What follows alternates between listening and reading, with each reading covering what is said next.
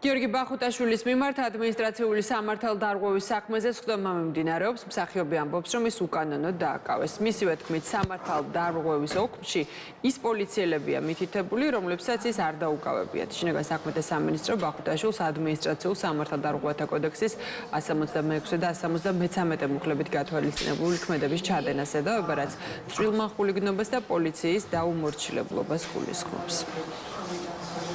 Absolutურად საერთო არა აქ იმასთან, რაც ერთადერთი გასაუბრება მქონდა პოლიციელთან, რომელიც მიათრევდა გულწასულ ადამიანს, გზაში იკეცებოდა ეს ადამიანი და თხოვდი, უпроსტად მემუდარებოდი, რომ არ წაეყვანა ეს ადამიანი და არ დაეკავებინა, იმიტომ რომ ესეთ მდგომარეობაში იყო და ვცდილობდი ამეცნა, რომ მისთვისაც უთი იქნებოდა თითოეულში ჩააყოდებოდა ეს ადამიანი და ამ დროს მიათრევდა ვიღაც გულწასულ ბილს ეს ადამიანი. ოღონდ არც გზაზე გადავყობები ვარ ამ პოლიციელს და ეს უკნიდან მიყავდი და თხოვნით შემოვიფარგლებოდი, საერთოდ ფიზიკურადაც არ შევხვდები ვარ